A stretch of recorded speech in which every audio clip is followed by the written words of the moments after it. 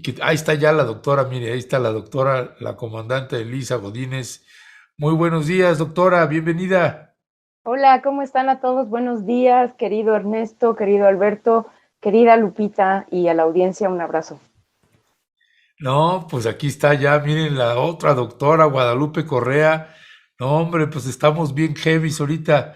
Y no, imagínense si se hubiera quedado también, pudiera estar, pues la maestrísima Renata Turrent. No, hombre, ahí sí hacemos trending topic, mi querido Alberto Nájar.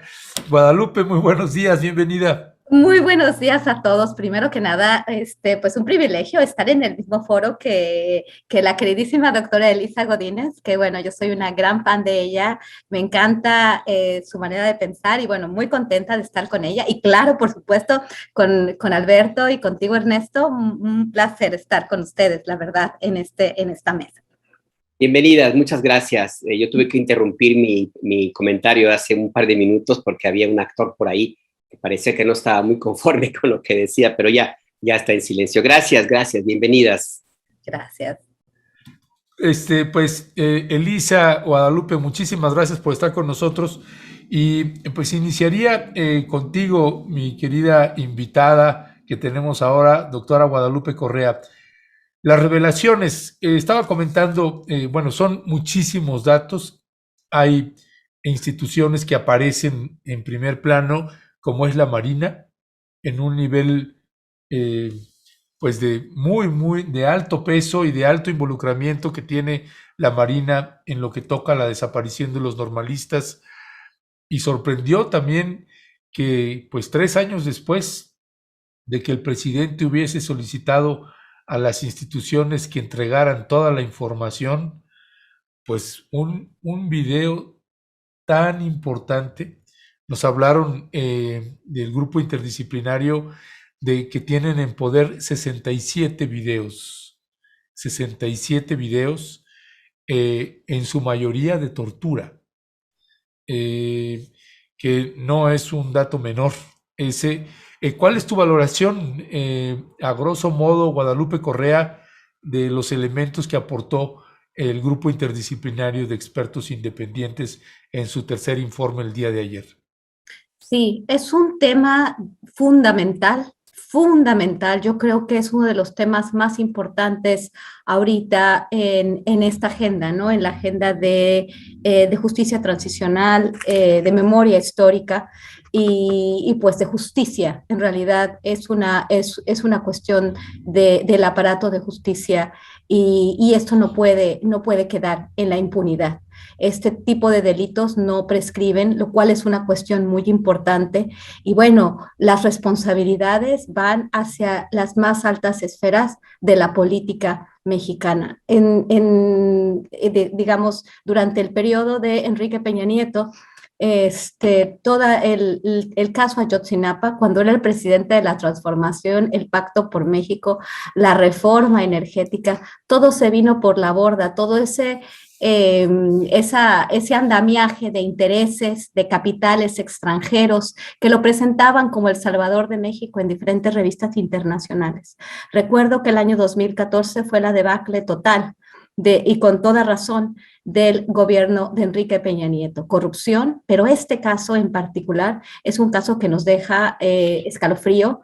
Y bueno, este tercer informe viene a abonar lo que ya se había estado trabajando y lo que no se dejó continuar. ¿Por qué? Porque este grupo interdisciplinario de expertos independientes no continuó su trabajo porque no le convenía al aparato gubernamental. Y esta palabra es muy importante porque durante el sexenio de Enrique Peña Nieto, una serie de organizaciones de la sociedad civil, con toda razón, también de activistas que querían saber qué fue lo que pasó, porque esta construcción de una verdad histórica, de una verdad manipulada, de una verdad creada, simulada, y este tercer informe nos da mucho más elementos para hoy por hoy tener la certeza de que todo esto fue una simulación. Y para tener la certeza de que diferentes personajes, porque aquí es muy importante, fue el Estado, este grito de fue el Estado, donde íbamos conociendo más y más datos, donde la incredulidad, donde la construcción, la simulación tan desordenada, desatinada, desaseada, criminal, que se hizo en ese momento. Tomás Herón, el secretario de la Defensa Nacional, el secretario de la Marina, y todos estos representantes de las diferentes dependencias, la Policía Federal, la PGR, la Agencia de Investigaciones Criminales, Tomás Herón, es una figura importantísima. ¿Dónde está él? ¿Qué ha pasado con él? ¿Qué información tienen ellos? Porque hay responsables. Todos ellos sabían. La Subprocuraduría Especializada en Investigación de Delincuencia Organizada. Este tercer informe nos da mucho más elementos para llamarlos a todos a declarar. Y esto es lo más importante. Más allá de los detalles que se van conociendo, que ya se conocieron en este tercer informe, la participación de la Marina días antes para generar toda esta simulación, este montaje, en dos lugares muy importantes, en un basurero y en el río San Juan. En realidad, todo lo que a veces nos poníamos a pensar en esos años se va haciendo realidad. Y ahora sí, con datos concretos. Y aquí sí es muy importante volver a esto y quisiera en otra participación seguir recordando, porque quiero cerrar con esta frase. ¿Fue el Estado o fue el gobierno de Enrique Peña Nieto? Aquí vemos que todas las agencias, porque en el 2014, 2015, 2016, todos estos años, cuando fuimos entendiendo, cuando fuimos leyendo estos reportes del grupo interdisciplinario de expertos independientes, donde se nos iba diciendo más, se nos iba haciendo la piel chinita del terror que nos daba, que fue capaz un aparato, como se dijo en ese momento, de Estado, de poder hacer esto, de poder eliminar, de poder torturar, de asesinar sin piedad y además de todo de generar un montaje en el cual estos muchachos querían dar se quería hacer notar, ¿no?, que estos muchachos estaban vinculados a delincuencia organizada y que fueron asesinados y desaparecidos por los mismos delincuentes. Queremos saber más, porque hasta hoy no sabemos toda la verdad, porque no toda la información se ha podido desahogar. Y es muy importante lo que ha hecho el presidente de la República, Andrés Manuel López Obrador, con mucho trabajo, y esto lo reconoció el grupo interdisciplinario de expertos independientes, que gracias a la actual administración, gracias a la labor del presidente de la República por decreto, pudieron tener acceso a algunos de estos, a un material importantísimo, ¿no? Bueno, voy a terminar aquí mi participación, porque creo que hay muchos detalles que la doctora Godínez y yo podríamos también mencionar, pero este tipo o sea, estas cuestiones generales de cómo veo yo es simplemente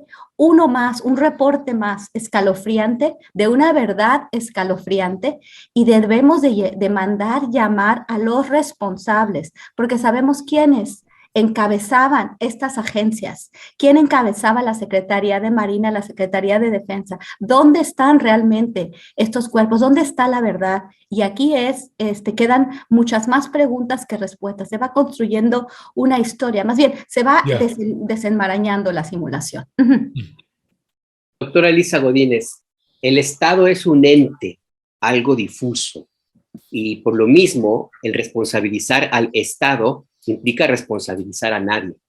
Pero ahora mismo este Estado empieza a cobrar nombre, con apellido inclusive, y con ya responsabilidades muy concretas y aterrizadas, como menciona la doctora Guadalupe Correa.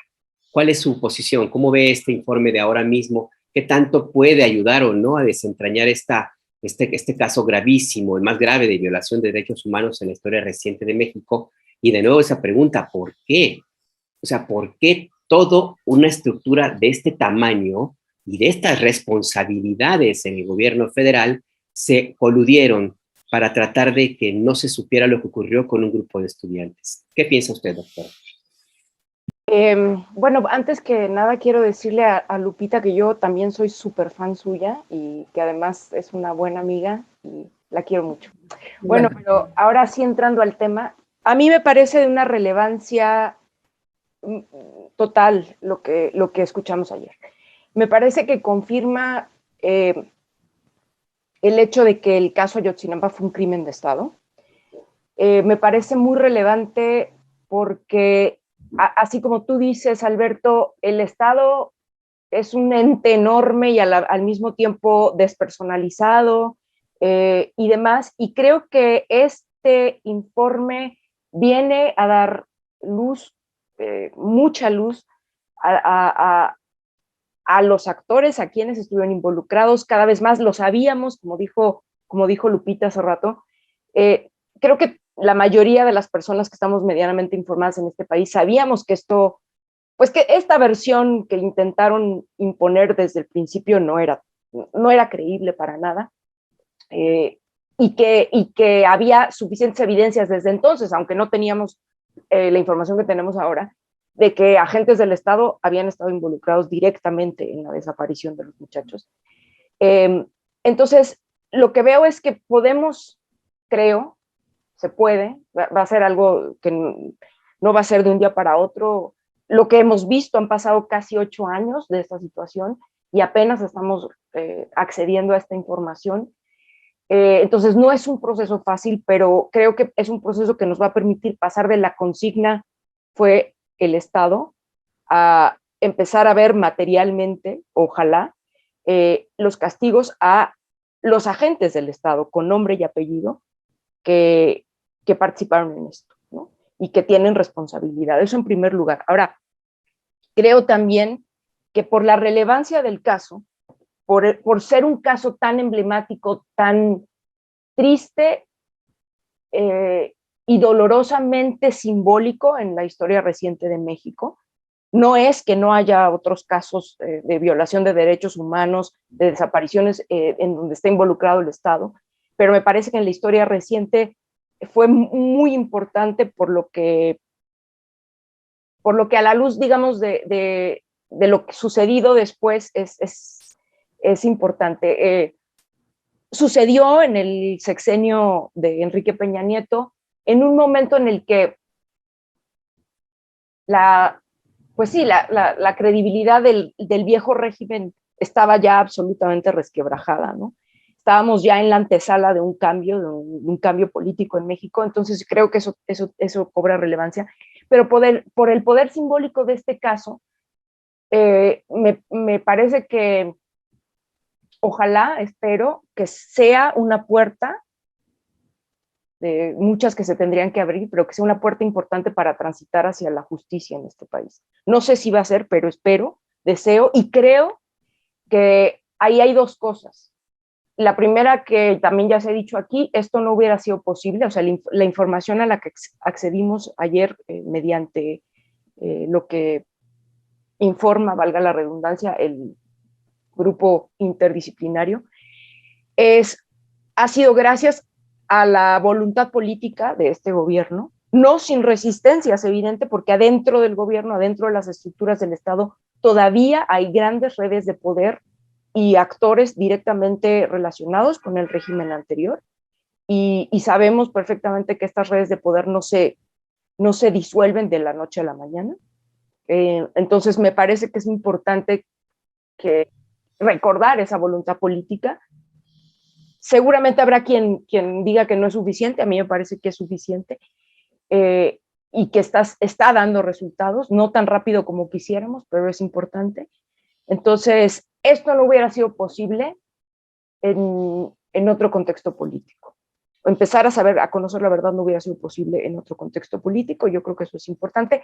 Y también me parece relevante que la gente, nosotros los ciudadanos, retomemos este caso, insistamos, no lo soltemos. A mí me llamaba mucho la atención que hoy en la mañanera, pues digo, hubo un reportero que preguntó, pero prácticamente pasaron no sé cuántas preguntas antes sin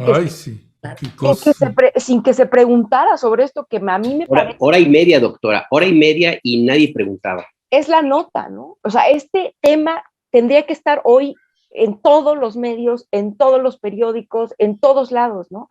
A mí me parece, insisto, de una trascendencia enorme, ¿no?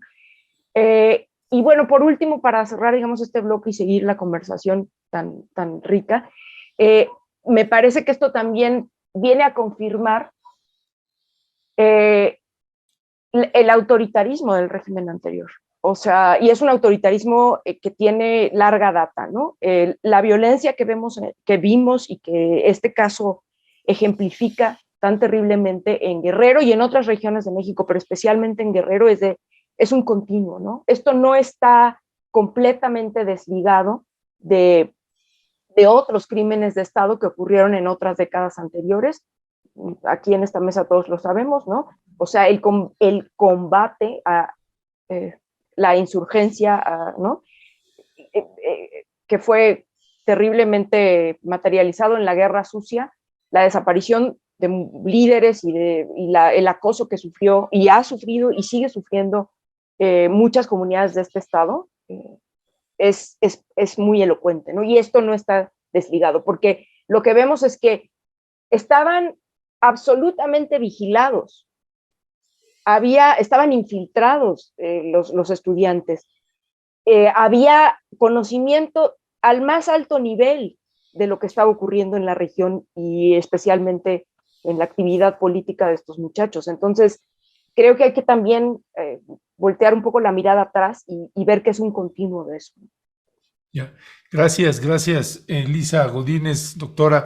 Guadalupe Correa, el ejército mexicano vuelve a tomar otra vez una relevancia importante y no puedo dejar de pensar en el general Cienfuegos, que vimos ahí un tremendo papelón y que nos generó mucha indignación a muchas, y me atrevo a decir, perdónenme ustedes el atrevimiento, millones de mexicanas y mexicanos nos indignamos con el tratamiento que se dio al caso del general Cienfuegos, que hasta la fecha, no se ha abierto una investigación penal, jurídica, sobre su papel en lo que toca al caso Ayotzinapa.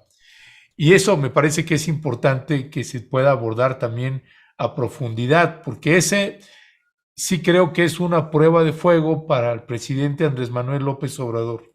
Es decir, reconocemos lo que se abrió, lo reconoce el propio GI, aunque le duela a la oposición y estén con el ataque furtivo y demás.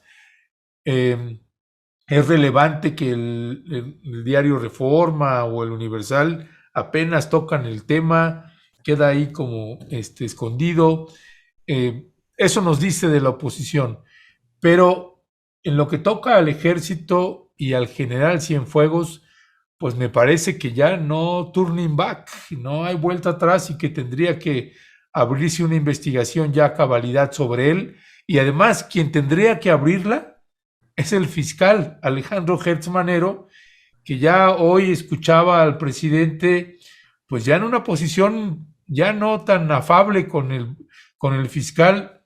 Bendita sea la Virgencita morena y rebelde, que por vez primera ya lo escucho, que ya no fue tan suave y ya ofreció luego ese mensaje que dio de no, ya pedí al secretario de Gobernación que se pusiera en contacto con la señora Alejandra Cuevas para darle protección y demás. Las declaraciones fueron fuertes, pero no puedo dejar de vincular toda esta situación porque me parece que empieza a rozar y el papel de la fiscalía pues es relevante. ¿Cuál es tu valoración ahí y del ejército? Mi valoración es muy, muy importante, como decimos, ¿no? Este es un evento y este informe, estas investigaciones son fundamentales para la procuración de justicia en México hoy y antes. La justicia transicional, el concepto también es muy importante. Definitivamente fue un crimen de Estado, pero quiero decir algo. ¿Por qué? Porque antes de entrar a la discusión del general Cienfuegos, de la Procuraduría y de la misma Secretaría de Marina, porque también la Secretaría de Marina tenía una cabeza, Vidal Francisco Soberón Sanz, y también, como tú mismo debes de conocer, Ernesto, si nos ponemos a investigar el caso de Tamaulipas y la participación también de la Marina en diversos acontecimientos en el sexenio pasado, pues aquí también tenemos otro actor. Y por eso es muy importante discutir los términos y los conceptos. porque la Comisión Interamericana de Derechos Humanos ha tenido un papel fundamental, pero también hay un interés, ¿no?, de enfocar nuestra atención en los estados y en la posible desaparición de esta figura en el contexto más general, ¿no? Esto es una cuestión mucho más compleja, pero bueno, fue un crimen de Estado definitivamente, pero también, como dice Alberto, es muy importante entender que en estos crímenes de Estado hay responsables, porque tratarlo como un crimen de Estado, con este tema y este lema, fue el Estado. Sí fue el Estado, estoy de acuerdo, pero ¿quiénes fueron los responsables como parte del gobierno de México en ese momento? El gobierno de Enrique Peña Nieto, porque todos ellos tuvieron algo que ver. El Procurador General de la República en ese momento, su papel tan deplorable, tan deleznable, esa verdad histórica que no tuvo empacho en presentarla. Y bueno, el general Cienfuegos, por supuesto que sí, debería de abrírsele una investigación al ejército mexicano por muchísimas cosas que nos ha presentado el grupo interdisciplinario de expertos independientes. Por supuesto que sí, porque a estos muchachos ya se les estaba investigando, ya se había infiltrado este grupo de estudiantes. A los estudiantes se les había infiltrado. Estas investigaciones llevaban desde 2010. Aquí nos vamos todavía al sexenio anterior, al sexenio de Enrique Peña Nieto. Son cosas que hace el ejército, obviamente todo este tipo de tácticas de contrainsurgencia, porque fue una táctica de contrainsurgencia, pero ¿para qué? ¿Por qué? O sea, si puedes decir que estás investigando a un grupo de estudiantes que históricamente han desarrollado actividades de protesta o de crítica social, ¿es eso? Y los quieres vincular directamente a delincuencia organizada, a Guerreros Unidos, a tráfico de marihuana, de heroína. Y quizás en ese estado, y sabemos que en procesos armados, ¿no?, de baja o alta intensidad, existe financiamiento y ha existido, ¿no? Recordemos Irán-Contras, ¿no? El escándalo Irán-Contras. Yo no estoy diciendo, no sabemos bien qué pasó, no sabemos bien la verdad porque no la entendemos, pero definitivamente, creo que con lo que sabemos, deberíamos llamar a cuenta, se le debe abrir una investigación a los dos, a Vidal Francisco Soberón Sanz, porque solamente con lo que sabemos de las tomas por parte del dron y la participación de esa manufactura, o sea, de esa maquinación, de esta simulación en el basurero Cocula, Vidal Francisco Soberón Sanz ya debería estar también llamado a dar cuentas. Y bueno, pero por el otro lado tenemos un fiscal que ni siquiera puede dar cuentas él mismo, con una serie, yo creo que aquí se ha hablado bastante, ¿no?, del papel del fiscal. Todos los que hablamos sobre seguridad y procuración de justicia en el país, pues hemos hablado del actual fiscal. Entonces es una situación muy complicada, que involucra a muchísima gente, ¿no? El caso Tomás Herón, el ex procurador general de la República, todos ellos saben lo que pasó. O sea, ya más investigaciones de un grupo de expertos independientes, creo que es muy importante para tener más datos, pero creo que con lo que sabemos ya podemos llamar a cuentas y estos delitos no prescriben. Y esto llega hasta el presidente de la República en la administración anterior. Dejemos del general Cienfuegos, esto lo sabía el presidente de México, desapareció un autobús. ¿Qué pasó con ese autobús? Y en la caseta estaban los militares. O sea, todo este tipo de detalles tal vez nunca lo va a saber la comisión el grupo de expertos, pero lo va a saber muy probablemente el expresidente de la República Mexicana. Lo que me llama la atención, doctora Elisa Godínez, es esta concatenación de hechos que a mí me llevan a concluir algo que puede representar un cierto riesgo. Y le digo por qué. El presidente López Obrador dio la orden de que se abrieran todos los expedientes. La dio, estoy casi seguro, porque además lo dijo, a los pocos días de asumir el poder. Tardaron 3 años en entregar esta información, abrir los expedientes. Habla de una resistencia de parte de las Fuerzas Armadas a acatar una orden de su comandante supremo. Habla también otro elemento que gira allí, lo que sucedió con el general Cienfuegos, que fue detenido por la DEA con un expediente que al hacerse público, yo personalmente lo vi muy endeble, pero pues yo creo que pudieran haber tenido más elementos. Más allá de eso, hubo una presión, porque así fue incluso publicado y no se desmintió, de parte de la cúpula que gobierna la Secretaría de la Defensa para evitar que se tocara a uno de los suyos. lo cual habla también de una especie de rebeldía hacia la orden del comandante supremo. Y del lado de la Marina, también el almirante, el actual secretario de la Marina, pues yo creo muy difícil que no supiera que había esos videos que ahora se revelan, y hubo también resistencia a entregarlos hasta ahora, lo cual me habla a mí de una superestructura allí en las Fuerzas Armadas que ni el comandante supremo de ellas tiene capacidad de hacerlas moverse, y el obligarlas a que se abran por completo en un caso que vemos ahora puede tocar fibras muy sensibles de esa cúpula que gobierna esas Fuerzas Armadas, puede tener algún cierto riesgo, ¿no? ¿Cómo ve usted este tema, doctora? Complicadísimo en el sentido de que creo que lo que tú has dicho es muy claro.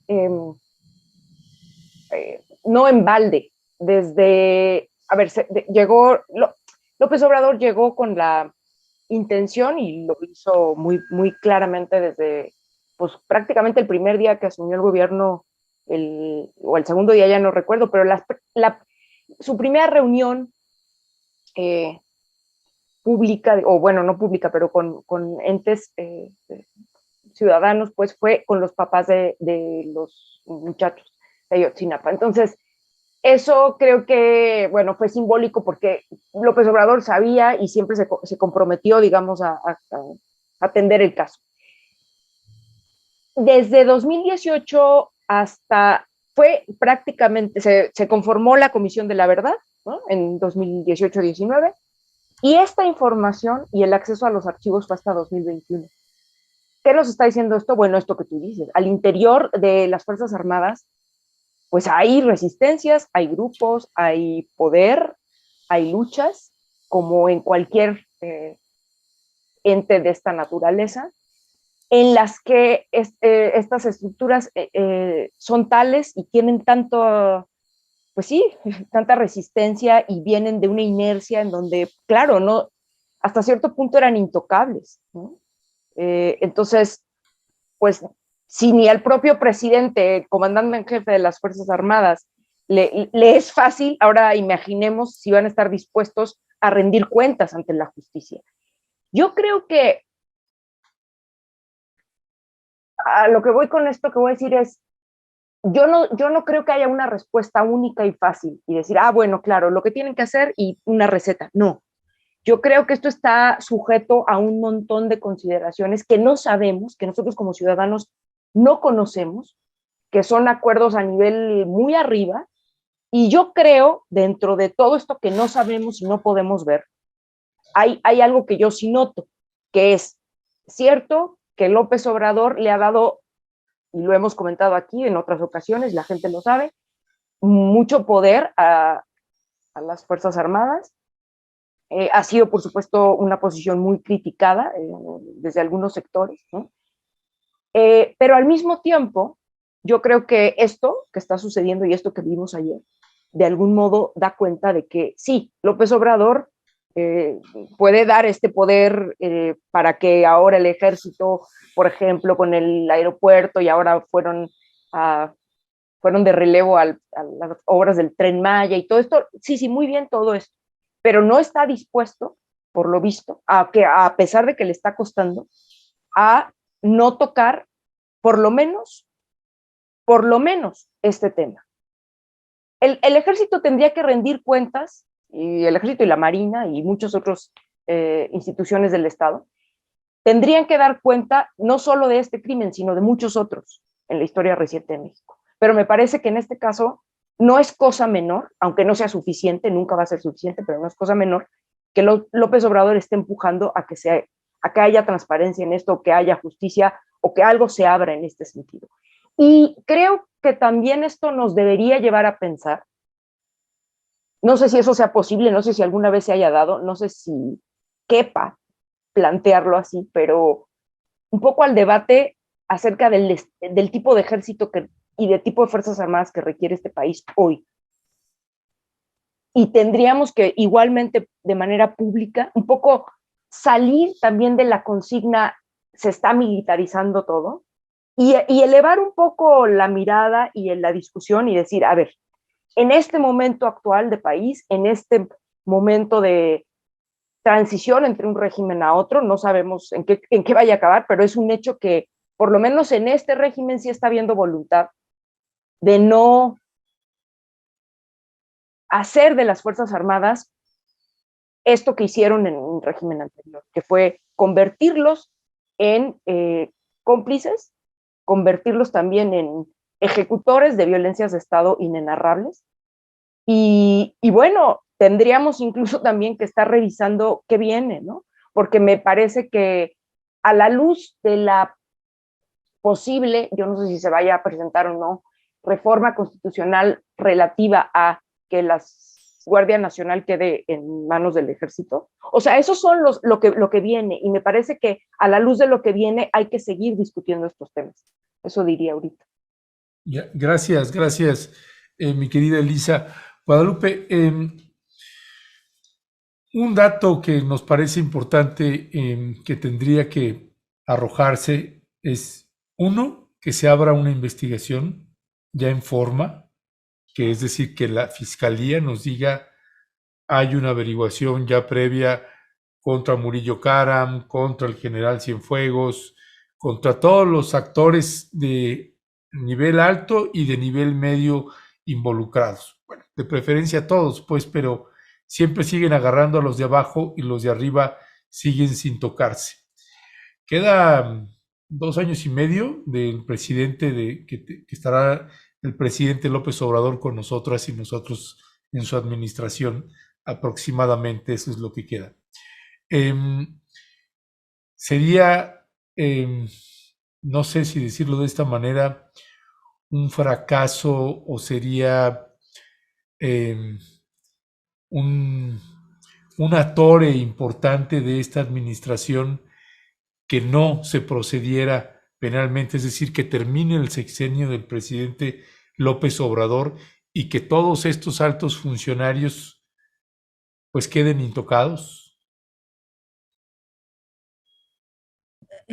Es una pregunta importante, pero como dice Elisa, a mí me gustaría, y creo que nos gustaría a todos, verlos a todos declarar y verlos a todos en la cárcel si tuvieran responsabilidad, ¿no? Pero es un caso tan complejo y desafortunadamente la política es tan complicada y tan sucia, que hay acuerdos, que hay pactos, que para poder dar gobernabilidad, para poder aprobar ciertas leyes fundamentales, pues los políticos pues dan y reciben, ¿no?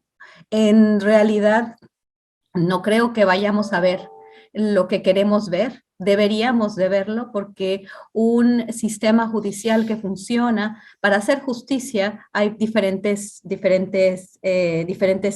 estados, diferentes procesos, o sea, diferentes pasos en un proceso. Que sería un gran fracaso. Creo que ha habido avances, obviamente, no como el que yo quisiera, no como el que quisiéramos, pero el hecho de abrir estos expedientes, el hecho de conocer lo que conocemos, el hecho de hacer este proceso para intentar hacer justicia, es ya un avance en sí mismo. No digamos que es un éxito, pero ya es un avance. Yo creo que no es fácil gobernar y tampoco se puede, digamos, tampoco puedo justificar que no se avance en el caso. Es difícil, la pregunta es muy difícil. O sea, por ponerte un ejemplo, perdón la interrupción, déjame, por favor. Leo dos comentarios de la audiencia. Dice FVR, el peor error de AMLO se llama Hertz. O dice Guadalupe Huerta, uy, no, Ernesto, no digas de la fiscalía, sabemos que este corrupto defiende a los rateros. Por poner solo un ejemplo, porque okay, a lo que voy y hago la pregunta así, Elisa, Guadalupe, porque, o sea, tampoco es decir, tener un equilibrio de decir, bueno, sí, hay definitivamente, sin margen de error, lo que sabemos ahora, pues tiene que ver con la voluntad del presidente Andrés Manuel López Obrador. De eso no hay ninguna duda. pero si nos quedamos así, como Claro. cuando regresaron a Cienfuegos, Claro. pues es frustrante, ¿no? No, es más que frustrante. ¿Por qué? Porque no ha habido un avance en procuración de justicia, porque continúa a la cabeza de la Procuraduría General de la República un hombre que, además de ser ineficiente, de tardar, es un hombre que ha caído en un conflicto de interés en varios momentos de su participación como fiscal. Definitivamente, creo que, bueno, si ya estamos hablando de más detalles y si estamos hablando de cuál va a ser el fracaso, definitivamente sería un fracaso continuar con la Fiscalía General de la República y no avanzar en los temas más importantes. Digo que es complejo y eso ya lo dijo Elisa, porque tenemos muchos casos, tenemos muchas desapariciones. El caso Ayotzinapa es un caso fundamental, pero tenemos fosas en todo el país.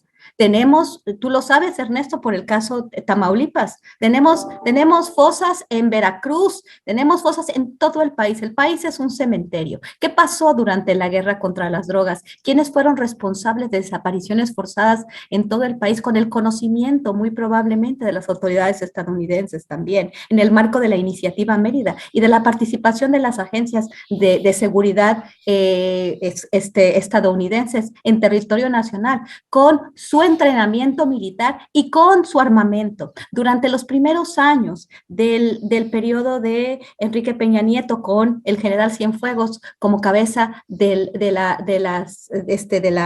ejército mexicano, se adquirió billones de dólares en armamento, no solamente de alto calibre, sino armamento de guerra.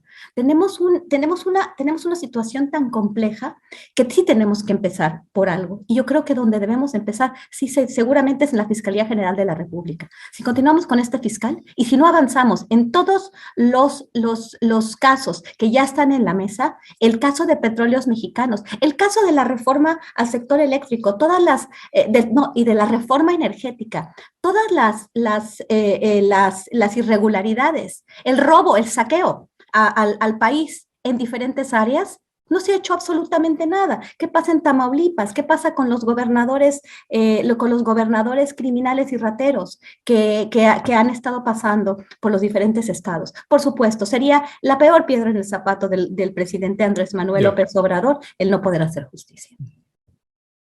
Y hasta dónde lo entiende y lo está dispuesto a sacudirse esa piedra en el zapato, doctora Elisa Godínez, el presidente López Obrador, porque es verdad, cualquier elemento de justicia, en este caso y en otros muchos, pasa por la Fiscalía General de la República. Y tenemos a un fiscal con las características que ya conocemos, que acaba de recibir un revés. Tuvo que llegar a un caso personal. Él se dedicó a litigar un asunto personal y llegó a la Suprema Corte, y lo único que provoca, es mi lectura, no sé qué piensa usted, doctora, pues es desgaste a la administración pública de la cual forma parte, porque puede ser autónomo legalmente, sí, pero forma parte de la estructura de la 4T. ¿Hasta dónde la justicia, en este caso de Ayotzinapa y en otros también, puede completarse con esta estructura de administración de procuración de justicia que existe, con esta realidad de altas complicidades, como ya platicamos, funcionarios del pasado y algunos que están todavía presentes, ojo, porque una buena cantidad de personajes siguen trabajando en el gobierno federal, y hasta dónde también este debate, este momento del país puede ayudar o no a que se obtenga justicia en este caso? Lo digo porque es emblemático, creo yo, el hecho de que el tema del informe del GIEI haya pasado desapercibido en los medios convencionales. El periódico Reforma no le dedica ni una línea en su portada. El Universal lo esconde.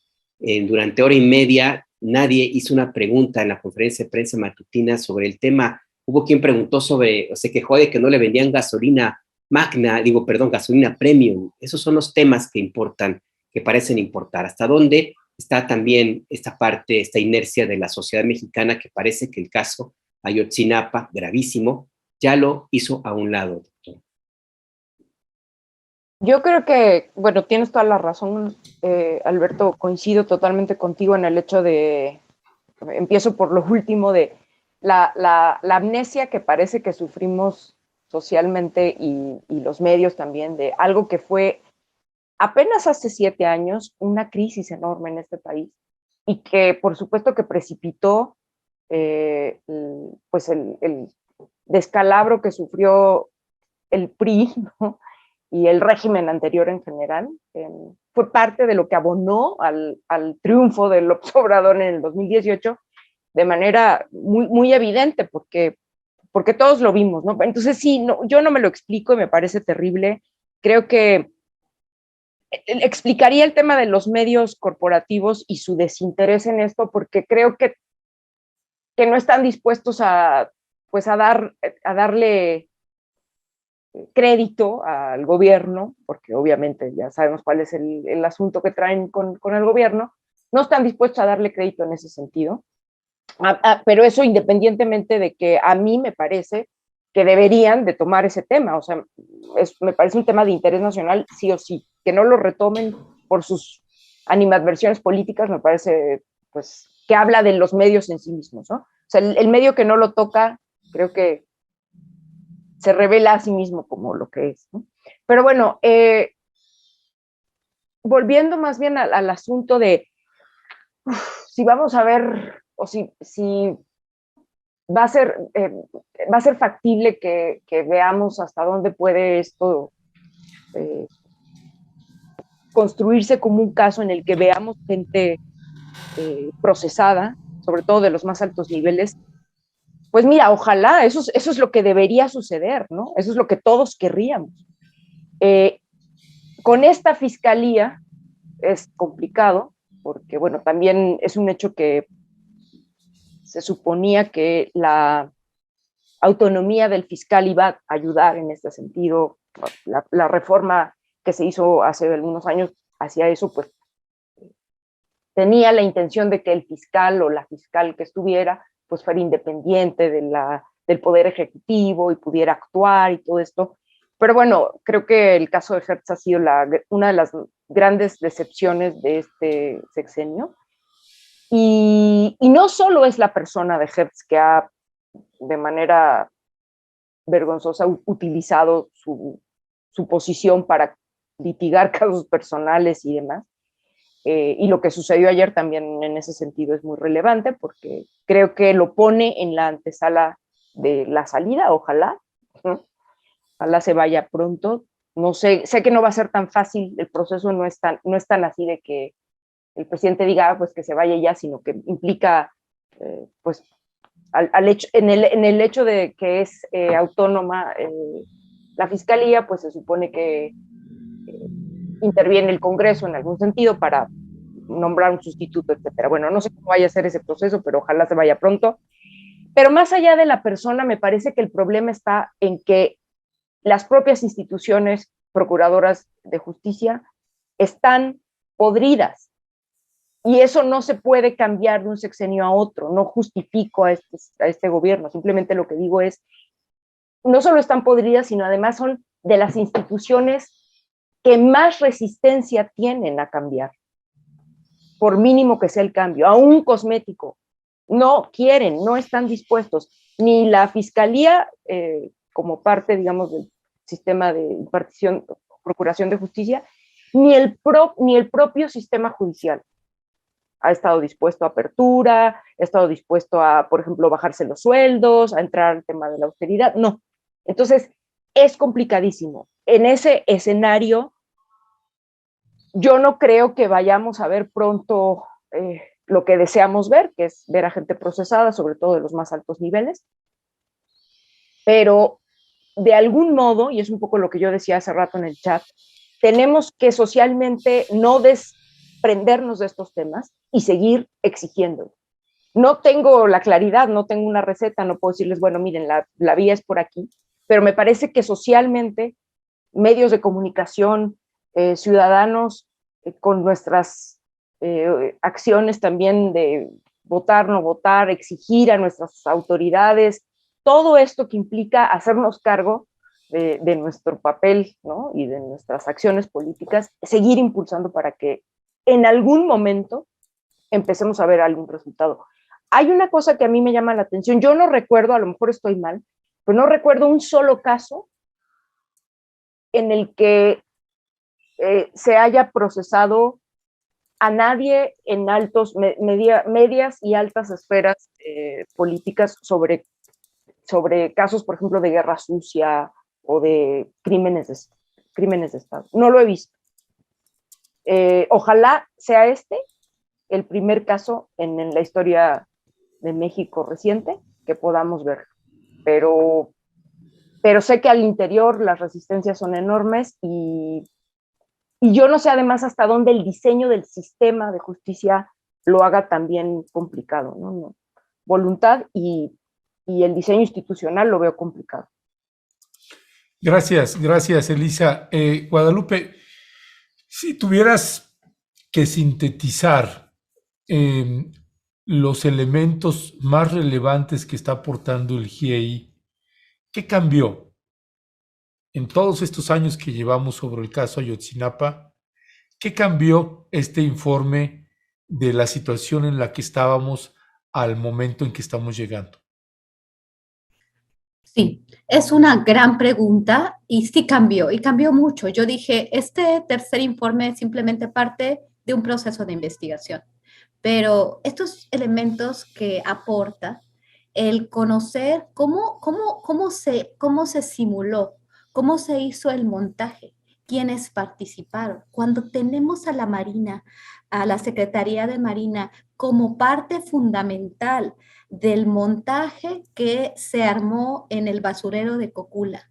Este tipo de detalles, ¿verdad? Este tipo de detalles nos hacen preguntarnos aún más y nos hacen, como dije al principio, nos hacen entender, también obviamente se aportaron más datos con relación a la investigación las operaciones de contrainsurgencia que se estaban perpetrando con los estudiantes de Ayotzinapa, ya por parte del ejército, del ejército mexicano, que se habían presentado en Bandarilla y que finalmente se les tortura, ¿no? Estos videos que se aportan nos dan certeza de que fueron diferentes agencias del Estado mexicano las que participaron y que hubo personas que entendieron y que conocieron cuál fue la verdad y se encaminaron a presentar una verdad histórica,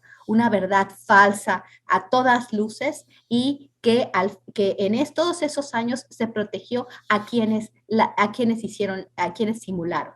Entonces, tenemos también más información porque tampoco sabemos dónde quedaron estos muchachos, qué fue lo que pasó. Y esto sí, al final de la declaración del reporte, se dijo que realmente no se sabía dónde estaban. Hay preguntas, hay información que no ha querido dar, que no ha querido entregar el ejército mexicano. Entonces, yo quisiera decir que en resumidas cuentas, lo que abre este nuevo y esta tercera fase de la investigación es ¿dónde son las preguntas que se tienen que cerrar, que se tienen que contestar a como dé lugar? Creo que ya existe material suficiente para hacer estas preguntas directamente al ejército mexicano, a las Fuerzas Armadas estoy hablando de la Marina y del ejército mexicano. Se tendría que ya decir, tienen que dar estas pruebas, qué fue lo que pasó y llamar a declarar a quienes encabezaron estas acciones. Mueren 22 personas solamente vinculadas que podrían haber sido testigos clave. 2 por muerte natural. Aquí tenemos ya una fabricación también con crimen. O sea, sabemos mucho más, pero hay cosas que no sabemos. ¿Qué pasó con ese quinto camión? ¿Qué pasó realmente con los Guerreros Unidos? ¿Qué pasó realmente con la cuestión del tráfico de drogas? ¿Qué pasó con los cuerpos de estos muchachos? Si se hizo un montaje en el río San Juan y en el basurero de Colula. No tenemos todas las respuestas, pero este grupo de expertos no va a tener la capacidad de saber qué sucedió si no se le otorgan todos los elementos que saben y que sabemos que tienen en sus manos. Gracias, Guadalupe. Permíteme nada más ahí, Alberto, antes de que hagas la pregunta, leer algunos de los comentarios de la audiencia que nos están haciendo amablemente, que dice FVR, difícil que AMLO se vaya en contra del ejército ahora que se convirtió en su brazo derecho. B. Ram dice, Elisa, la transparencia no debería ser petición del presidente en turno, se deben instaurar mecanismos de rendición de cuentas por las Fuerzas Armadas. Paulina, ¿será esto una carta para presionar a los grupos en contra de la reforma para votar a favor de ella? Mariam Calderón, pero tampoco hay ninguna duda de que Hertz nada más y el fiscal de la República siga, es voluntad del presidente. Una cosa mata a la otra. José Carlos Esparza, Castillo, dice, defendemos a Cienfuegos y nunca defendimos al general Gallardo. El mundo patas para arriba. Potemkin, porque en primero los pobres la justicia es fundamental. Vale, dice, para todas las grandes trabas que desde acá vemos, admiro muchísimo más la fortaleza y coraje de padres, madres y familiares de todos los desaparecidos, no solo del emblemático Ayotzinapa. Este grupo, dice Ose Martín Gallo, este grupo está más enfocado en exponer al Estado mexicano, encontrar a los estudiantes es menos prioritario. FVR, mi voto a AMLO no es un cheque en blanco y no estoy ciega para no ver que con Hertz al frente jamás habrá justicia para las víctimas. Hertz es el Genaro García Luna del sexenio de AMLO. Y así, parte de los comentarios que hay de la audiencia y que nada más pues quería comentarles. Alberto, perdón. Yo quisiera pedirle su opinión sobre esto que la gente está comentando, doctora, porque me parece que hay por lo menos la audiencia de Momentum, pues sí está mucho más pendiente de este tema y este caso y está me parece que es el punto clave. Si no se mueve en la vieja estructura en el gobierno federal que incluye Fuerzas Armadas y Procuración de Justicia, si no se remueve por completo, va a ser muy difícil que haya un cambio verdadero. Y hasta ahora, en los 3 años que lleva el presidente de empujar, y yo diría que casi a veces patear al elefante reumático, como que todavía no anda. ¿Cómo ve usted esto, doctora? ¿Qué piensa de lo que se comenta? Bueno, pues para empezar, qué bueno que, me celebro mucho que la audiencia de este programa, del mejor noticiero, esté justo siendo tan crítica y pues está tan bien informada del asunto. Eso en primer lugar. Me encanta la idea, porque además, al menos a mí me representa un reto, porque sé que pues van a cuestionar muchas veces y criticar lo que diga, y bienvenido, ¿no? Eso por principio. No estoy completamente de acuerdo con lo que se ha dicho, ¿verdad? No quiero entrar en detalle, ni mucho menos, pero bueno, celebro mucho que eso, y yo creo que lo que sí noto es como casi que es generalizada esta sensación de decir, a ver, si no empezamos a ver signos claros de que hay voluntad más allá de lo que hemos visto hasta ahorita de resolver el asunto, pues ya difícilmente se va a poder hacer en otro momento, tal vez, ¿no? Yo definitivamente lo creo. Lo que sí más bien diría en ese sentido es que a ver, ¿cómo lo trato de decir para que no me digan, es que tu análisis es contradictorio? Yo creo que por ejemplo, me quedo con una de los comentarios, que es como el hecho de la transparencia, cómo se le debe exigir. Dice, no, el presidente no es quien debe exigir, sino que tiene que haber mecanismos propios para la rendición de cuentas, por el caso, digamos, de las Fuerzas Armadas. Por supuesto que sí. No debería de ser una graciosa concesión del presidente, ni quiero yo, ni espero que no se haya entendido en ese sentido. Pero me queda claro que sin voluntad política todavía es menos posible que estos mecanismos de rendición de cuentas, que en los hechos, digamos, en la letra, están allí, pero que más bien en los hechos no se llevan a cabo. O sea, están en la letra, pero en los hechos no operan. Entonces, más difícilmente van a operar si encima no hay voluntad política. La voluntad política no es lo único que importa, pero es importante. Es indispensable, creo yo. Y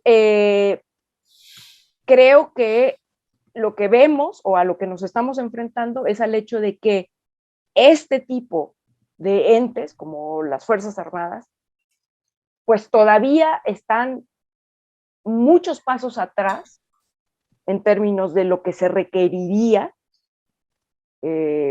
para estar al nivel de los cambios y de las demandas de la sociedad de este país, y no solo de las demandas y los cambios, sino de la realidad tan lacerante que tenemos de una epidemia de justicia y de violencia desde hace más de una década. ¿Cómo podemos empujar hacia instituciones mucho más efectivas?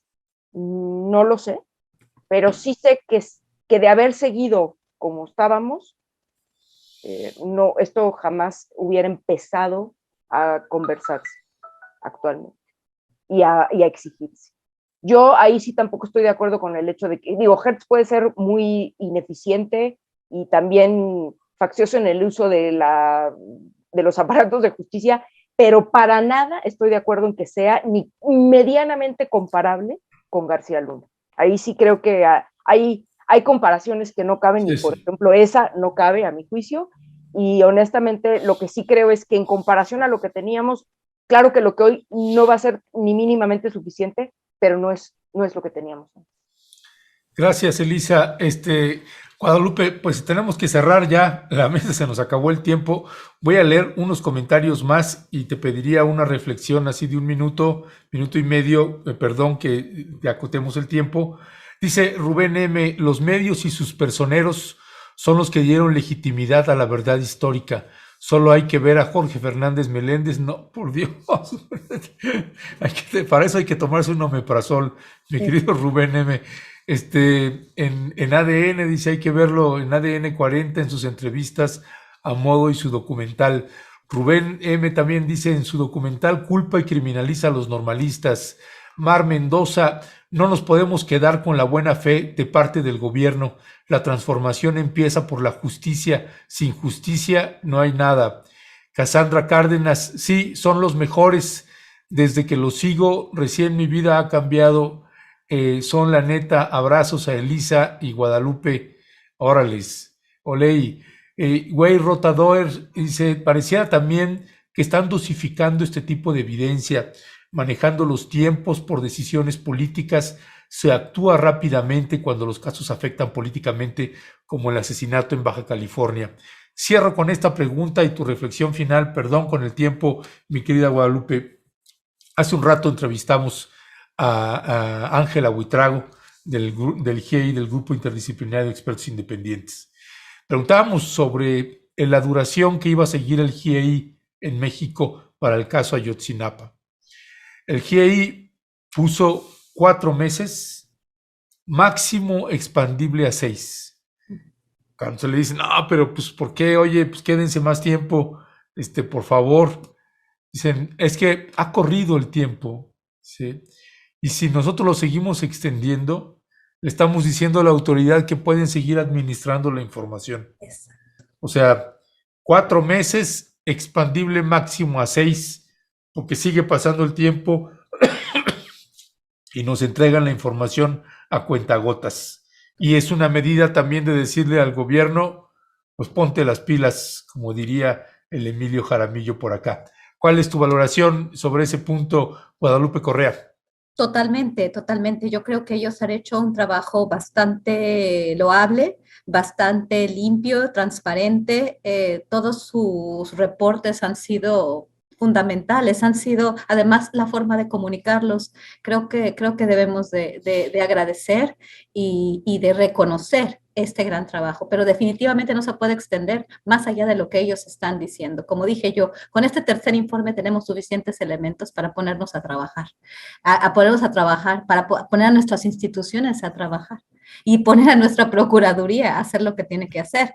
O sea, realmente ya no es una cuestión del grupo de expertos. Esto es una cuestión de las instituciones del Estado mexicano para hacer justicia en México. Y definitivamente los medios de comunicación, solamente para terminar, han tenido un papel deleznable. El hecho de que el periódico Reforma, por ejemplo, no se ha vuelto un medio de propaganda en contra de la actual administración y un medio que no reporta las noticias que muchas veces debería reportar, es algo atroz. No estoy hablando del periódico Reforma, sino muchos otros medios y el papel de los medios de comunicación en las administraciones anteriores. Siempre los medios de comunicación tienen una forma de que los podemos hacer una crítica, ¿no? Pero jugaron un papel realmente deleznable jugándole el juego a quien había declarado una guerra contra las drogas y llenó de sangre al país. En realidad es muy complicado y el tema de los medios debe ser un tema que debemos de retomar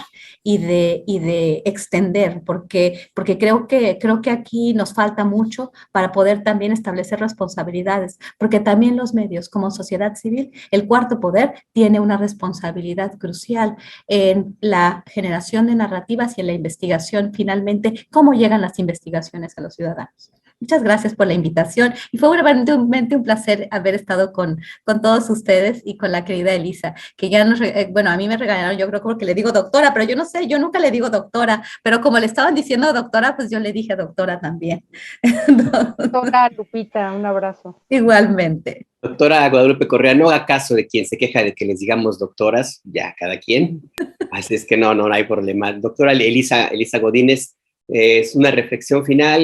Sí es cierto, no todos, no, el fiscal Gertz, con todas las fallas, no es Genaro García Luna.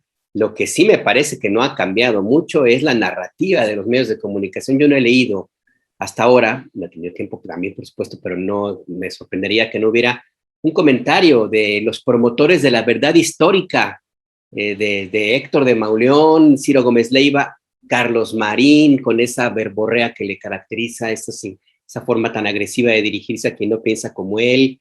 En fin, todos estos que nos hablan a mí, me dice que esto es mayor, porque ya no es solamente que tengan odio al presidente López Obrador, es que esto responde a una estructura mayor, hasta dónde se están tocando intereses de un Estado criminal, doctora. Su reflexión.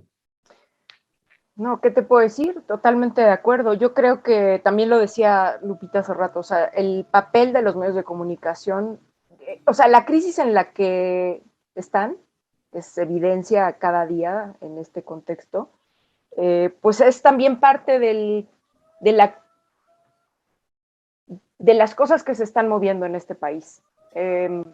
Estos medios de comunicación corporativos estaban completamente plegados digamos, a los intereses, tenían intereses y estaban plegados pues, a los gobiernos en turno, ¿no? No era un cheque en blanco, por supuesto, ¿no? Eran modos de negociar, pues, mucho dinero, muchos recursos para sus medios, pero había otras cosas también detrás, ¿no? Los dueños de los medios de comunicación, porque, bueno, una cosa son los periodistas y otros los medios, los dueños. Entonces, me parece que también habría que, pues, revisar o recordar quiénes son los dueños de los medios de comunicación y cuáles son los intereses que ahora mismo se les ven alterados, afectados. Por eso me parece tan relevante y tan importante que existan estos espacios. Incluso otros también que no están en el espectro radioeléctrico, ¿no? La tele y el radio, que están por internet y demás, con los que, bueno, uno puede estar o no completamente de acuerdo, pero que sí me parece que en el momento actual están jugando un papel importantísimo, importantísimo, porque todo esto que se habla en estas mesas, con lo que podemos estar o no de acuerdo y lo que sea, es justo todo lo que los medios corporativos omiten, lo que no se está hablando en la tele, en el radio, que se menciona tangencialmente o que sencillamente se omite. Entonces, estos medios, no me gusta la palabra alternativos, pero que bueno, que salen del independientes, medios independientes. Que no son corporativos, son los que creo que ahora mismo, además de ser muy relevantes, tienen una enorme responsabilidad para pues para esto, ¿no? Para insistir en estos temas, para llamar y para exigir y para construir audiencias críticas como la que tiene este medio. Pues muchísimas gracias, doctoras, mi querida Guadalupe, mi querida Elisa, gracias siempre por acompañarnos y gracias, Guadalupe, por abrirte un espacio acá y estar con nosotras y nosotros. Te mandamos un fuerte abrazo. Elisa, fortísimo abrazo, querida. Y otro para Renata Turren, donde quiera que ande, que la están explotando desde las 7 de la mañana, la tienen ahí trabajando. En fin, gracias, un fuerte abrazo. Muchas gracias a todos, bye. Un abrazo, queridos, a todos. Adiós. Gracias. Un abrazo, bye. Luego, mucha suerte, cuídense. Hasta luego, bye bye.